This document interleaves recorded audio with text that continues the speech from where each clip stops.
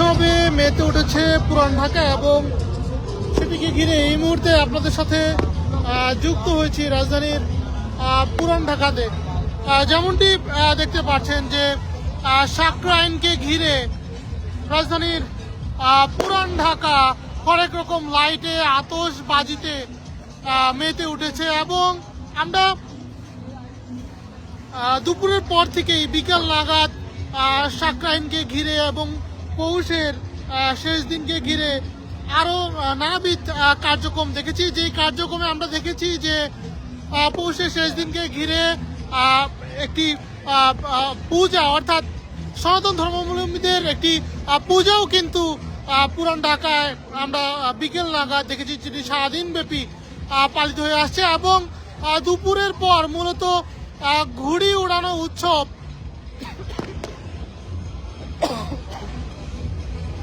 সেটি কিন্তু আমরা লক্ষ্য করেছি এবং এই মুহূর্তে আমরা রয়েছি রাজধানীর পুরান ঢাকায়। আপনারা যেমনটি দেখতে পাচ্ছেন যে পুরান ঢাকার প্রতিটি ছাদেই এই মুহূর্তে আতশবাজি এবং শব্দযন্ত্রের সাউন্ডের মাধ্যমে তারা যে প্রতি বছর সাকরাইন উৎসব পালন করে থাকে সেই উৎসবটি কিন্তু এই মুহূর্তে জাঁকজমকপূর্ণভাবেই পালিত হচ্ছে এবং সেই চিত্র এই মুহূর্তে আপনারা দেখতে পাচ্ছেন জাগরণ স্টেশন থেকে সরাসরি।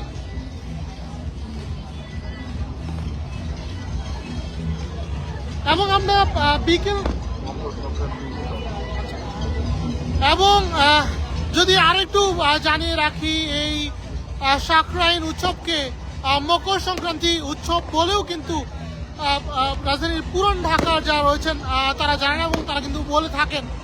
এবং এই মকর সংক্রান্তি উৎসবকে ঘিরে তারা নানাবিধ আয়োজনের মধ্য দিয়েই আজকের এই দিনটি উদযাপন করে থাকেন। আমরা দেখতে পাচ্ছি যে দুপুরের পরে থেকেই রাজধানীর পুরান ঢাকায় তরুণ তরুণীরা থেকে শুরু করে বিভিন্ন বয়সী যারা রয়েছেন তারা মকর সংক্রান্তিকে ঘিরে সাকরাইন উৎসব, যেটি আজকের পৌষের শেষ দিনকে ঘিরে তারা উদযাপন করে থাকে, সেটি কিন্তু উদযাপিত হচ্ছে এবং আমরা দেখতে পাচ্ছি তারা বিভিন্ন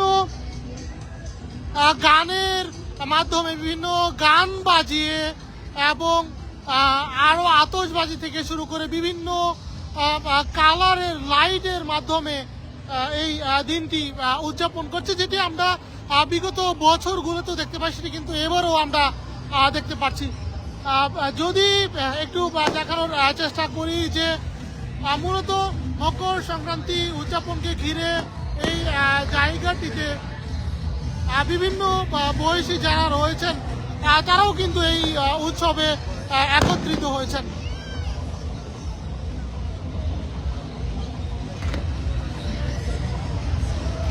এবং যদি আরো একটু দেখানোর চেষ্টা করি, এই উৎসবকে ঘিরে ছোট থেকে শুরু করে প্রবীণ যারা রয়েছেন সকলেই কিন্তু এই উৎসবে স্বতঃস্ফূর্ত অংশগ্রহণ করেন। এবং এই মুহূর্তে আমরা রয়েছি পুরান ঢাকায়। যদি একটু দেখানোর চেষ্টা করি এই জায়গাটির চিত্র, আপনারা দেখতে পাচ্ছেন যে তারা ডিজে পার্টি থেকে শুরু করে আরো যে তাদের নানাবিধ কার্যক্রম সেটি কিন্তু পরিচালনা করছেন।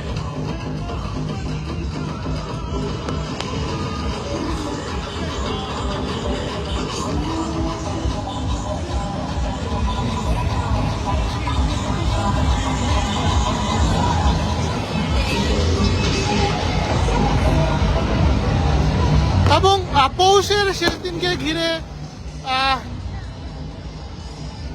মকর সংক্রান্তি এবং একই সাথে তাদের যে সাকরাইন উৎসব, সেই সাকরাইন উৎসবকে ঘিরে আমরা দেখেছি যে সকাল থেকেই রাজধানীর পুরান ঢাকাবাসীর যে এক ধরনের উন্মাদনা এবং তাদের যে আয়োজন সেটি কিন্তু লক্ষ্য করা গিয়েছে। এবং এই জায়গাটিতে আমরা বিকাল নাগাদ আপনাদের দেখানোর চেষ্টা করেছি যে তারা ঘুড়ি উৎসব, অর্থাৎ ঘুড়ি উড়ানোর যে উৎসব সেটিও কিন্তু আয়োজিত হয়েছে। আমরা সে সময় এই জায়গাটিতে বিভিন্ন বয়সী যারা রয়েছেন তাদের সাথে কথা বলেছি। তারা আমাদেরকে যেমনটি জানিয়েছেন যে পৌষের শেষ দিনকে ঘিরে তাদের নানাবিধ আয়োজন করা হয়ে থাকে, তার মধ্যে ঘুড়ি উৎসব এবং পরবর্তীতে সাকরাইন উৎসব। যে সাকরাইন উৎসবে আমরা এই মুহূর্তে দেখানোর চেষ্টা করছি। আপনারা যেমনটি দেখতে পাচ্ছেন যে পুরন ঢাকায় এই মুহূর্তে তারা জমকালো আয়োজনের মাধ্যমেই তাদের যে সাকরাইন উৎসব সেটি পালন করছেন।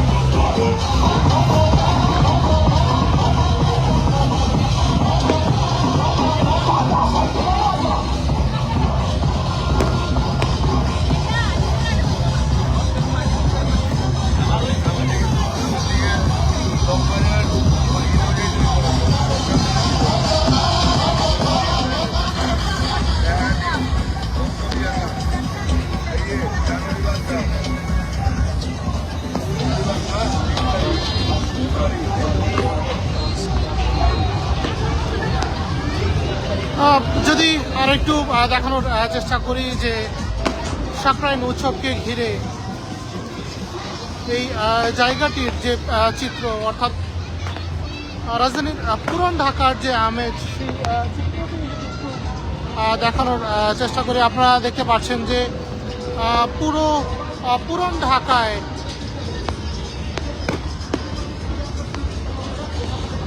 আতশবাজি থেকে শুরু করে হরেক রকমের লাইটিং এর মাধ্যমে সাকরাইন উৎসব পালন করা হচ্ছে এবং সেই চিত্র এই মুহূর্তে আপনারা দেখতে পাচ্ছেন সরাসরি।